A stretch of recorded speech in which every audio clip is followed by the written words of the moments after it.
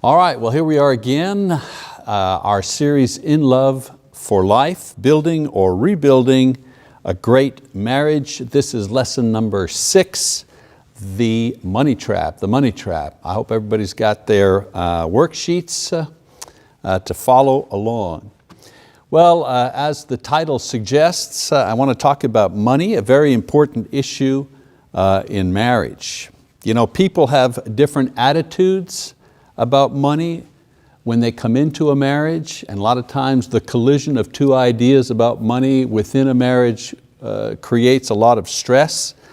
Some researchers have found that money issues, and especially how money is handled, is responsible for up to 70% of marital conflicts. Now, there are a lot of reasons for that, for this type of conflict over money. One, people have different ideas and different training about money, and they bring those into their relationship. For example, you know, she may come from a family where money was tight, where you budgeted carefully, you know, money was for saving, for planning, so on and so forth. You know, she comes from that background, she has that ideology. And he, you know, the husband, he comes from a family where, you know, they didn't worry about money. You know, we live from day to day, money's for spending, you know, tomorrow, mañana, no problem. Well, when you take these two people and their ideas about money and you put them in a relationship and they have to begin dealing with their pooled resources, you know, many times it causes a problem.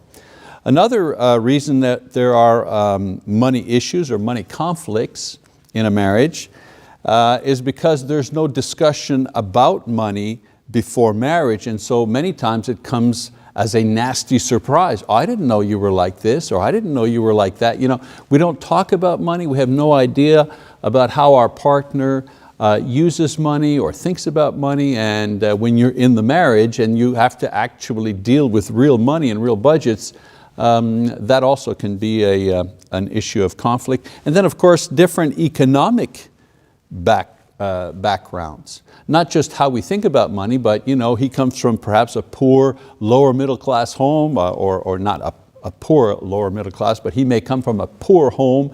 She may come from a home where her father was a professional, a doctor, a lawyer, something like that. They had more money to spend, better college education, so on and so forth. So you know, when you have people coming from different socioeconomic classes and they marry, then there is also the potential for conflict in marriage. So the conflict in a relationship over money usually centers around two main factors, and that is earning power, in other words, the ability to make money, and lifestyle, and that is the style of living that we think or that we hope or that we believe that we should have. And so the idea or the conflict is the way we use or misuse money is based largely on these two factors, earning power and lifestyle. And it works something like this. If our earning power can supply our lifestyle, there's no problem. You usually can work it out. I mean, if there's enough money to go around to buy and save and budget and, you know, and even do a little bit of crazy shopping and so on and so forth, there's no problem. However, if our earning power cannot supply our lifestyle, then this will create problems that will produce pressure within all of our relationships, especially within marriage. You know, there's not enough money to go around. There's not enough money for the vacation and the savings. You know, how are we going to handle that? So this financial pressure, or this type of financial pressure, is the result of what I call the money trap. That's why we call this lesson the money trap. So here's the money trap. Here's how it works in a normal couple's life. Now, before we have any earning power, when I talk about earning power, I mean before we have some sort of training as far as a trade is concerned, or a vocation or business or experience or training or education, you know, before we have, that's where your earning power is, right? It's based on your training, based on your education. Well, before any of that is actually, gained in the individual, acquired by the individual, our concepts of lifestyle are actually already being formed. In other words, our concept of how we should live is being formed by two different forces, external forces and internal forces, okay?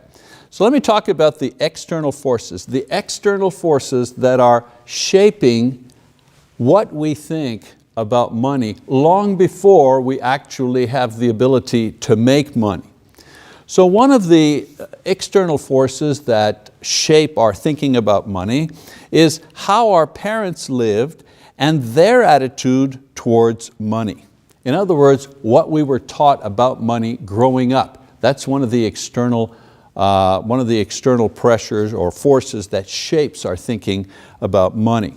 Another one is the phenomenon of easy credit. I know that in this financial climate, we talk about credit being a little tighter, but we live in an era where credit is really pretty easy to get. It's one of the most powerful external forces today when it comes to finance. Didn't exist roughly 100 years ago. Credit existed 100 years ago, but the ease of credit did not exist 100 years ago. 100 years ago, an 18-year-old just couldn't go in and buy clothes and shoes and all kinds of things and just sign for it and walk out. You couldn't do that 100 years ago. The idea of exchanging future work for goods now on a consumer level was not as widespread 100 years ago as it is today. Today, we're almost a cashless society, right? Debit cards, credit cards. We exchange work that we'll do in the future for goods that we will receive now. And that's an external force that forms our ideas about money and finance. And then the other external force or pressure is the abundance and the variety of merchandisers and merchandise. In other words, there's so much stuff to look at and buy. Again, something that did not exist 100 years ago. You had a catalog, you had the Sears catalog that was mailed out, and that was, wow, that was a lot to look at. Today, have you gone to shopping malls? Have you gone to stores?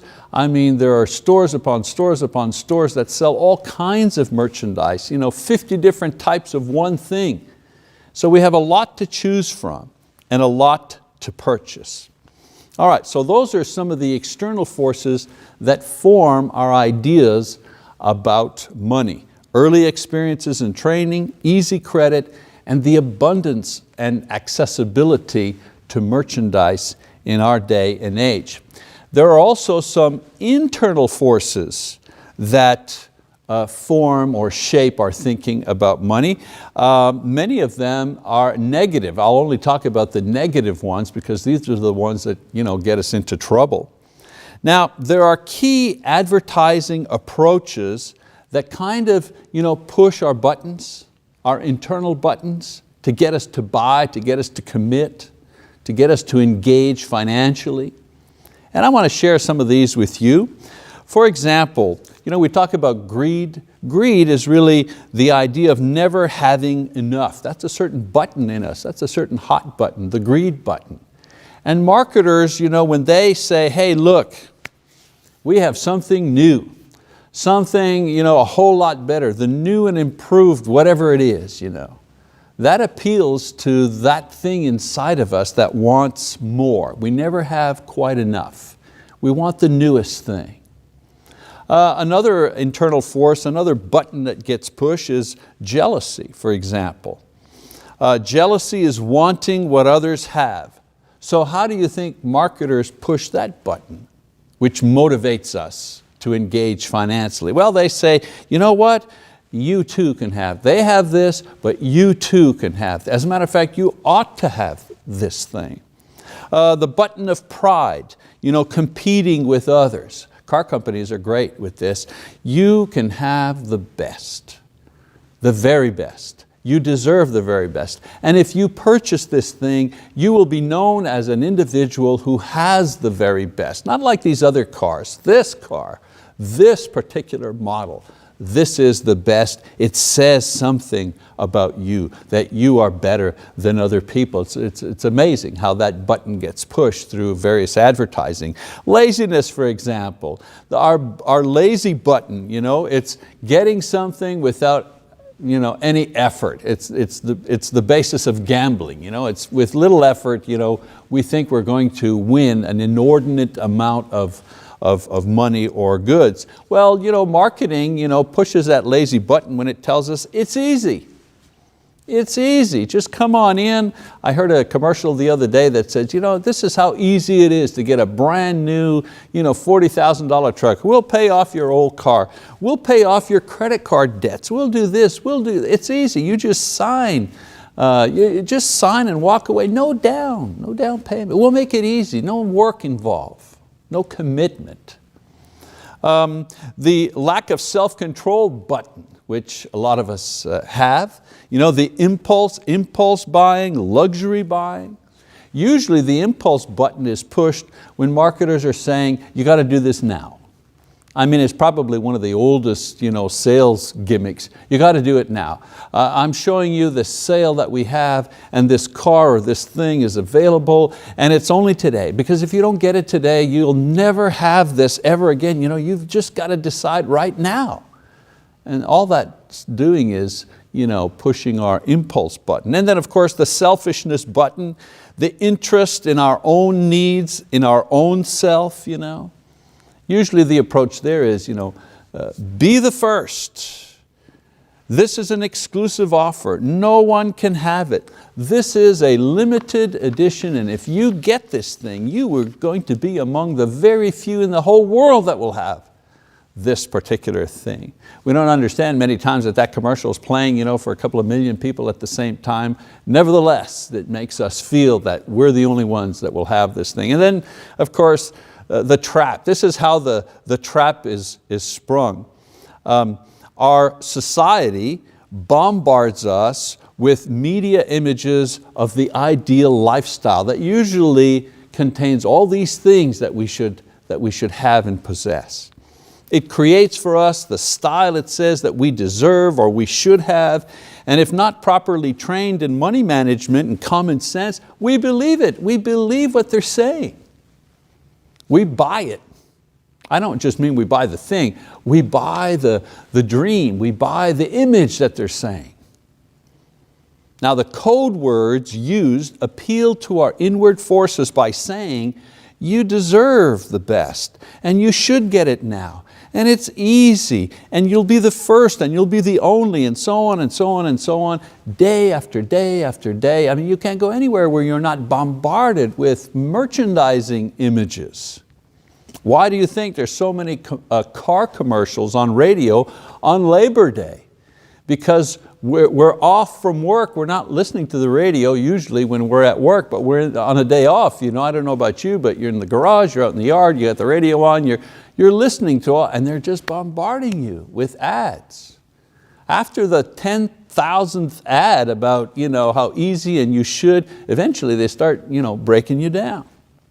And then goods are made accessible everywhere to provide this ideal lifestyle and to make it easy to respond. All you have to do is pick up the phone. So you have the images of the ideal lifestyle and all the reasons why you should have it. And then accessibility, it's easy. You go in and you just look online, you pick out the furniture you want, they'll deliver it to your house, no down payment, no payments till next year. How easy could this be? How accessible is all this material? Just hit the button. And then, of course, as I mentioned, easy credit. Easy credit makes all of these things available to everyone, even those who can't afford it. And those are the ones usually who are caught in the trap. One of the big problems here in the United States in the last couple of years, the housing bubble, the housing crash. It's very simple. People bought houses that they just couldn't afford. They buy $300,000–400,000 houses when they had like $35,000 salary. There's no way that they could afford it. Well, they could just barely afford it. But if something happened, If they needed money for something else, a medical bill or car breakdown, the minute that fine balance was broken, they had no reserve. They'd lose their houses. And so these forces begin to work together and they create this vicious cycle. We see, we want, and easy credit enables us to get it. And so the slogan for our society should be, get it with credit. Get it with credit. Now, I want you to understand, I'm not against, I'm not railing against our capitalistic system and so on, merchandise. I'm not railing against that. I'm not against a strong economy, an efficient network of merchandising and distribution, and even a banking system that allows us to use credit wisely as a tool for establishing our homes and our businesses. Hallmarks of good stewardship, or these are hallmarks of good stewardship in a well-run society. So I'm not against those things. The point I'm trying to make here is that in order to avoid being crushed in this system of ours, we should realize that our lifestyle should be based on our earning power, not how much our parents earned or how our parents lived, or not based on how we would like to live, and not based on what television says we should live or how we should live, not based on how our friends live, but based on our earnings. And that is a very sobering thought indeed. A lot of young couples today, they look at their parents and they see, well, my parents have a 3,000 square foot house and they've got a yard and they've got a pool and they've got 2 cars and they've got a condo in Florida. They're looking at that and they think, wow, well, when I'm 29 years old, this is what I should have too, because my parents have it, I should have it. And they don't realize many times that their parents may have worked for 30 years in order to accumulate this type of wealth. And so they use credit unwisely to establish a lifestyle like they think they ought to have or should have or deserve. And that lifestyle is not based on reality, the reality of their earning power.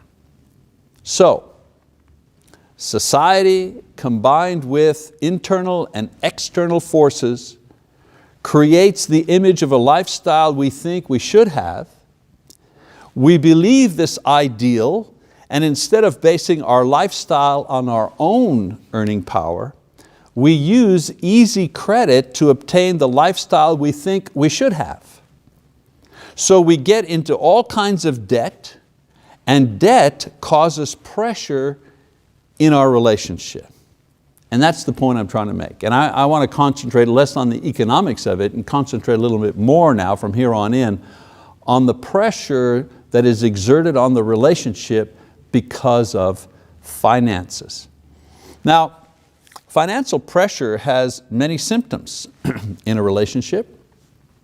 Fatigue, for example, physical and emotional fatigue. The weight of debt causes depression in people.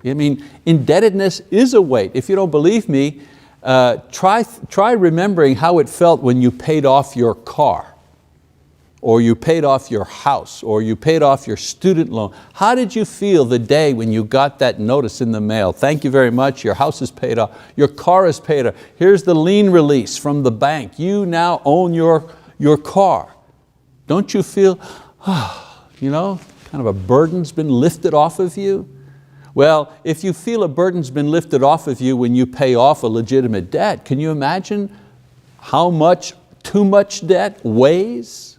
If there's a feeling of relief when it's gone, it must mean that there was a feeling of pressure when it was there. So fatigue, emotional fatigue is one of the symptoms of financial pressure. Obsession. We think and we talk only about money and money problems. A lot of the couples report that their discussions are always about money. If they're planning something to do with the children, instead of just making the plan, will it be good for the kids and so on and so forth, it becomes, can we afford this? Well, we're going to have to be able to pay that off before we can do this and so on and so forth. And so we become obsessed. The debates and the arguments are always about money. And of course, arguments start because we need to find the blame. Who's responsible for the financial mess that we're in? And a lot of times the blame is, you spend too much, or the reverse of that. You don't make enough. Or maybe if you got another job, or maybe if you tried harder at work. And so there are arguments about who is responsible for the difficulty. Also, sexual disinterest. Let's face it, it's very hard to be intimate with someone that you've lost respect for. If you don't respect somebody, it's very hard to feel very close to them, and usually sexual intimacy requires that you actually feel close to that individual. Financial ruin. Eventually you have no more credit, just debts, and debts that you can't pay. And financial ruin many times leads to family ruin. And then of course, there is spiritual discouragement, especially for those who are believers. The feeling that God doesn't love you, or He's punishing you because of your financial ruin. Now, pressure of this kind, as I mentioned, can easily destroy a relationship. So that's why we're talking in this In Love for Life series. That's why we're talking about money, because money problems have a tremendous effect on the quality of one's relationship in marriage. Now, there are a lot of financial advisors and plans, but you need to be careful not to make matters worse. Not all financial solutions are equal. And I've seen a lot of people, they get into financial trouble, and instead of fixing it or doing the things they need to do to make it better, they actually make it worse. So here are some bad solutions, okay? Let me preface this part by saying, bad solution. These are bad solutions to money problems, and I'll show you bad solutions through the images of animals. Okay, you'll get what I'm trying to do here in a minute. So one of the bad solutions is what I call the ostrich solution. The ostrich solution is the following: just refuse to admit that there is a problem. If you ignore the problem, it'll just go away. Let's not even talk about money. Let's forget about that. We don't talk about that type of thing. It reminds me of a cousin of mine long ago when I was a young guy. He bought a car. He bought a brand new Camaro, a yellow Camaro, canary yellow, I remember. We were all jealous of him because he had this nice new car. And his name was Angelo, and he would drive around and so on and so forth, but Angelo was a very carefree individual, so if he wanted to go to the movies, he'd go downtown to the movies. Oh, there was a parking spot in front of the theater. He'd just park the car there and just walk into the theater, whatever. And then he'd come out and there'd be a ticket on his, because he never looked at no parking, none of that, handicap zone, nothing. He just parked it wherever he felt like it. And so he'd take the ticket and then he'd just open his glove compartment in the car and he'd put it in there. And this is serious. He did this for a couple of years. And he had a stack of tickets. He figured, nobody's calling me, I haven't been arrested, it's just paperwork, they'll forget about it. Well, they don't forget about it. And so one day, he's driving along, maybe I think he was speeding or done something, and the policeman stopped him. And when he checked, he realized that he had all of these outstanding tickets, thousands and thousands of dollars, of accrued interest and penalties and so on. So they seized his car and he went to court. And the thing about Angelo is most of his salary, went to pay for his car. He didn't have a lot of extra, lived with his parents. And so in the end, at court, he had to give up the car. They impounded the car, they kept the car in order to pay off all of his tickets, all of his fines. And he is the perfect example of the ostrich method. I have a financial problem, I just ignore it. It's like it doesn't exist. Well, we know that ignored problems simply grow worse with time. Another bad solution is the chicken solution. The chicken solution is what I call escape therapy. We have money problems and all kinds of problems like that. Let's just take a vacation. Or let's go out shopping, buy something new, feel good about going. Don't you feel good when you go shopping? Let's do that. Let's just go shopping, we'll feel great. I call that the chicken solution. Refusing to face the truth, substituting a pleasant, running away from the problem, you know what I'm saying? And it'll make me feel better. Now, this is only a temporary solution at best. You only feel good for a little while you're shopping. It usually creates more debt, and it's fatalistic. In the end, we're all going to die, or we may go bankrupt, or they may come and get it, and so what? Let's spend some more money and feel good while we're able. The other solution, bad solution, I call the parakeet solution. Parakeets, they repeat over and over again the same thing. Well, the parakeet solution is when we repeat the same mistake. Do you have a lot of debts? Well, here's the parakeet solution. Just, consolidate everything into one big, huge debt. And then, you'll be solved. You'll just have one little payment. But we don't realize that in doing that, we've just repeated the problem. We're not addressing the debt. All we're doing is giving ourselves a chance to keep spending. Because usually what happens when people consolidate their debt, they now have one payment against all those old debts, but they haven't changed anything in their lifestyle, and they usually continue to make other indebtedness. And so now what they end up with is they have one large debt, and they're creating new and smaller debts in addition to the big one. Why? Why do I call it the parakeet? They're simply repeating the same mistake over and over again. Then we have the horse solution.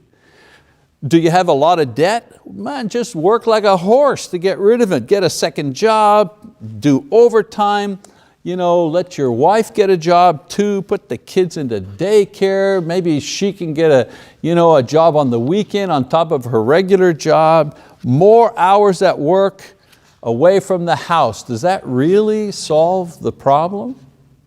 Because more hours away from one another, more hours away from the home, and so on and so forth, simply creates more pressure on the couple who is already under pressure because of financial indebtedness. And then there's the spider solution. Like the black widow spider, that eats its mate. Well, the spider solution is, hey, how about just eliminating the seeming cause of my problem, and that is you. You spend too much, so here's how we're going to do this. I'm going to get rid of you. Now we know that this really doesn't eliminate the problem, it merely creates more problems and more indebtedness. I have news for you. There's no such thing as a budget divorce. You see these signs sometimes, it said, uncontested divorce, $240 or $180, budget divorce, cheap divorce. No such thing as a cheap or budget divorce. Maybe you might pay less as far as money is concerned to process paperwork, but I guarantee you that there is always an incredibly high emotional and spiritual cost to a divorce. So most people who are continually in financial trouble are so because they refuse to base their lifestyle on their salaries, and then they're in the trap. And when they get into the trap, they go deeper into the trap by using some of these poor financial solutions to get out of trouble that I've just shown you. Well, we can't just show bad solutions. Let's try to show some good solutions, because there are good problem-solving methods for financial difficulties. For example, first of all, establish your style of living based on your current earning power and not your future earning power. If you're going to get the raise in 6 months from now, in the promotion they've promised you, don't start spending that money until you actually have the raise. Continue to live on the money that you make now, not the money you wish you had, that you think you're going to have, that they've promised that you will get. Don't do that. In this way, you will have a better chance to be free from debt and the financial pressure that comes from debt. In Proverbs chapter 22, verse 7, Solomon writes, "Just as the rich rule the poor, so the borrower is servant to the lender."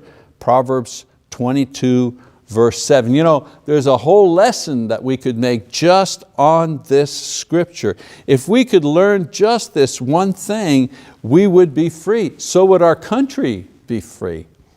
That's one of the reasons why many in our country are saying we have to be careful. We're having way too much debt in our country, and other people, you know, own our debt. The borrower is always the slave to the lender. Now, this idea, you know, establish your style of living based on your current earning power, it sounds good, and I don't think anyone here would disagree with that, but it's not easy to do. This practice requires certain things. First of all, it requires honesty with yourself. You have to be honest. You have to be realistic about what you can afford. I mean, again, no one disagrees with that, but it's so hard to actually put it into practice. To be honest about your financial capability. Can I or can I not afford this car, this house, this activity, and so on and so forth.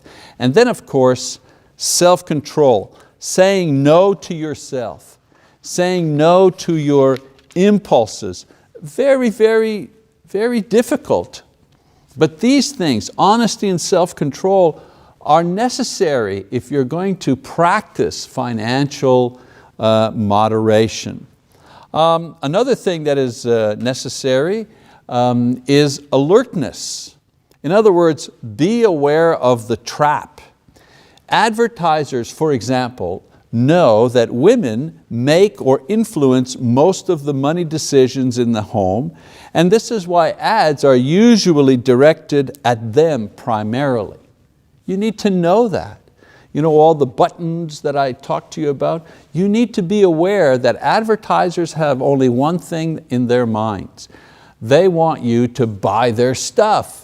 And they're not caring if it's something you need or you don't need, if it's something you can afford or you can't afford. That doesn't calculate in their, in their calculations, in their plan. Their plan is to get as many people as possible to buy their product. That's not evil, I mean, that's just business, right?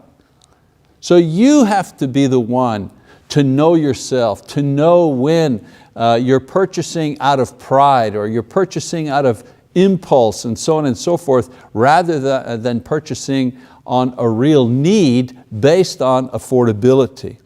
And I might say, I said women, advertisings are, a lot of them are focused on women, but men also are targeted for advertising in a certain way because advertisers know that men are greater impulse buyer than women. Women, they like to shop, they like to look, they want to look. Even if a woman goes into a store, she wants to look at something, even if she finds it right away, the thing she's looking for, she's still going to browse around and look at things before she finally settles. Men are not like that, right? We know that. I mean, men, there's a reason why they put the men's department right away when you walk into a store, a big department store.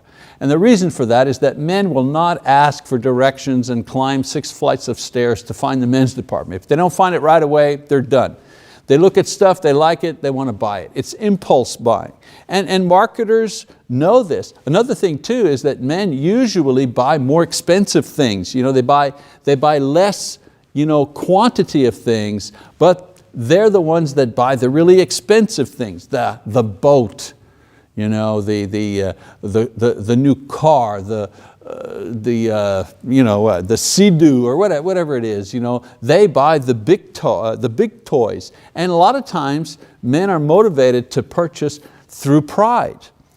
The marketers appeal to their pride. Oh, my hero.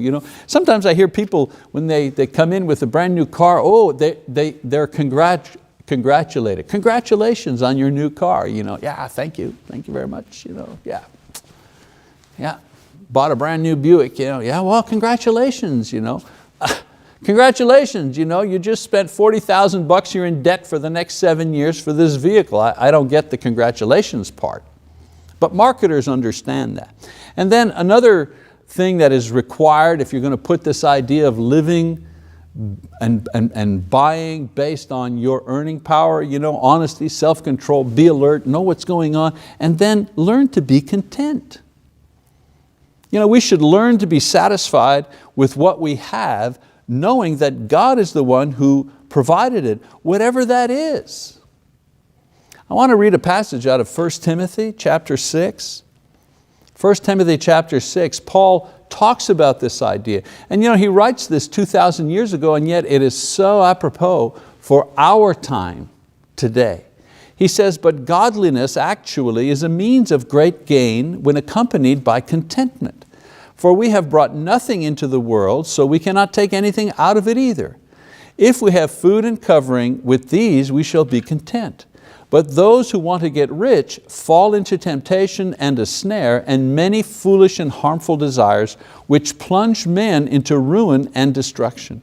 For the love of money is a root of all sorts of evil, and some, by longing for it, have wandered away from the faith and pierced themselves with many, many griefs. And so Paul says we should learn to be satisfied with what we have, based on the idea that this is what God has given us. If we have enough to provide an honorable life, he says, food and clothing and housing, if we can live in an honorable way, then we should have enough. And wanting more than this can be risky at times. The art of being content with what we have at the moment is actually the gateway to freedom and peace of mind and true enjoyment of life. Because contentment eliminates greed and pride, all those inner pressures. All those inner fleshly pressures are there because for one reason or another, we're not content with what we have. Now, some people think that contentment means settling. I'll just settle for what I've got, that's it. Who wants to try? I'm not going to try anymore. That's settling, based on laziness, I think. Contentment is, God has given me what I have today, and I will give thanks for it. It doesn't mean that I cannot strive to improve my lot, to make things better. It doesn't mean that. But it means, but right here and right now and right today, I will learn to be content with what I have been given and what I have, even if I realize there may be margin for improvement. And the way to contentment is through the practice of thanksgiving. If you just list the things that you actually have and give thanks for those things, God enables you to have contentment for what you have. Paul says in Romans first chapter that the first sin, the first level of sin is that men refuse to give thanks. And then from there they just, a downward spiral. But the opposite is true also. The way to move upward spiritually is to begin by giving thanks for what we have today. Not praying for stuff that we might get in the future, but rather have a prayer that gives thanks for the actual things that we have today. And so for men the trick, of course, for men, males, is to be realistic about what we truly can afford to buy. And for women, the true challenge of submission is to respect and live within their husband's or primary earner's earning power. That's how we arrive at contentment. Now, another good problem-solving technique for financial stress, aside from living within your earning power, right? We said we're going to live within our earning power, and that requires us certain things that we have to do. Another thing that we can do that helps us to live within our earning power is to create a budget, make financial priorities. In other words, establish priorities for the way that you're going to spend the money that you do have.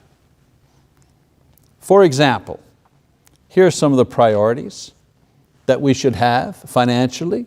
One of them is we ought to give the first portion of whatever we make to God. Again, I want to read a proverb here. Proverb chapter 3, verse 9 and 10. Solomon says, honor the Lord from your wealth and from the first of all your produce. So your barns will be filled with plenty and your vats will overflow with new wine. So here you have an instruction and a promise. The instruction is give to God the first portion of all that you have, whatever it is. No matter how small or large, give Him the first portion. Notice he doesn't say give Him half, or give Him 10%, or give Him 70%. He doesn't say that. He says give Him the first portion. Give Him the first slice off the top before you give to anything else. Taxes, rent, saving, the first portion goes to the Lord. He says, do that. And then there's a promise. The promise is, if you do that, then God will bless you in a financial way.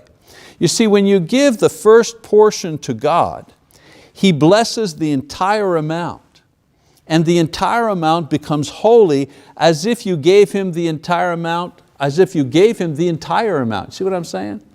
I mean, God deserves to receive everything that we have. Really, He does. He is worthy that whatever I make, whatever I have, I should offer it to Him, all of it, because He's worthy of that. But God understands that I need stuff. I need to eat and live and so on and so on. I need to drive a car. And so He says, well, here's what we'll do. You give me the first portion and I will bless the entire amount as if you had given me the entire amount. And not only that, I will give you the ability to use what's left in the best of ways. Okay. So when you give the first portion, He gives you the wisdom to manage the rest. When you do this, what happens is that you express your trust in Him to provide. I mean, credit limits are not financial protection. God is your financial protection. He's the one that protects you. Our security is not that we have like a government job or a government pension. A lot of people say, I got a government job and I got a government pension, I'm set for life, that's my security. No, our security is Jesus Christ, the Lord. That's our security. That I have a secure job with the government and a secure pension, that's called a blessing from God. That's not called security. Another thing that we need to do, as far as making financial priorities, giving the first portion to God, is to establish a reasonable budget. If you establish a reasonable budget, then you will be able to manage the rest of your income in a wise way, not forgetting to provide for your family. I have here just a very simple budget guideline worked out by Christian economists. Some people are shocked, but I've seen it work in many homes when it has been, where it has been tried. And basically this budget here says, you put your gross income, and I think everybody's got a copy of this worksheet. Those people who are watching this on DVD, this worksheet and all other worksheets are available online. You just download them if you need to. So this guideline budget, you put your gross income, the total income from everything you get. You're still working, but you're collecting part of a pension, all of that. That's all in the pile, okay? Then what you do is you take God's part first, percentage of that gross, whatever that is. The Bible in the Old Testament said 10%, but you decide. It's a portion that you give. 10% was a guideline. You know why 10%? Because when we give 10% off the top to God, it requires sacrifice. That's why. 10%, giving at the 10% level is the beginning of sacrifice. It gets harder and harder if you go to 12, 15, 20%. But at 10% is the threshold for sacrifice. It costs you really something to be able to give God 10% of your gross. Then of course, taxes and all those type of things have to be taken out. And then the net spending income is based on a percentage. In other words, you shouldn't spend more than a certain amount of percentage on certain items. So housing and all that goes with that should not be more than 32% of your net income. Food 15%, auto 15%, insurance, debts, and so on and so forth. It's not based on a number, it's based on a percentage. So the more money you make, for example, then the more actual money you have to spend on each different category. All right? So if you are living according to your means, in other words, you're living based on your earnings, then this is a wise way to divide that money to enable you to have some sort of financial balance. All right, so let's have a bit of a summary here, if you wish, for this lesson. Listen, we're devoting one lesson to this topic, and there are many seminars where you have an entire weekend when you're talking just about money, but I think we've kind of touched some of the high points here, some of the important points. Hopefully this has been helpful to you. So let's summarize. First of all, if you spend more than you earn, you are in debt, and debts cause pressure, especially in a marriage relationship. Secondly, there are positive and negative ways of dealing with this kind of financial pressure. And we've talked about the negative ways. You can ignore it, you can try to escape it, you can try to increase your workload, you can divorce your partner and do all kinds of things, but those solutions simply create more problems and more pressure. And then, of course, there are some more positive solutions. You can exercise honesty, realize this is how much I make, this is where I'm at, this is how much I can spend. You can exercise self-control, don't let those buttons get pushed. Don't respond in that way. You can cultivate contentment through thanksgiving and the recognition of what God has given you. And of course, doing these things will mean that hopefully you'll be able to live within your means. Again, today, I live within my means today. If I want to, if I am able, I'm always working to improve my means if I wish. Thankfully, the wonderful thing about this country is that we can do that. We can make the effort to improve our situation. All right? And so this contentment, as I was saying, in living within your means, and this can be done, all of us can do this, and all of us can start doing this regardless of where we're at in our life cycle. You can begin this by, of course, giving God the first portion in everything. Remember, a lot of times we're holding back from God, and He knows it. Even if no one else knows it, He knows what we're holding back from Him. There's great relief, there's great praise, and there's great satisfaction in knowing that we're giving God a portion of everything that we have. There's a marvelous sense of freedom and trust that comes when we reach that level. So we give God the first portion of everything, and then we trust Him to help us manage the rest. Good management begins with a reasonable budget. And of course, I give you the budget, those figures, they're helping us get some approximations, all right? Giving us guidelines on how we can do this. So I encourage us, all of us, singles, widows, married couples, everyone, I encourage us not to get caught in the money trap and allow Satan a foothold in our emotional lives, in our financial lives, and of course in our married lives through the misuse of money. Well, that's our lesson for today. I appreciate everyone following along, and we'll be back next time with lesson number 7 in our series, In Love for Life, Building or Rebuilding a Great Marriage. Thank you very much.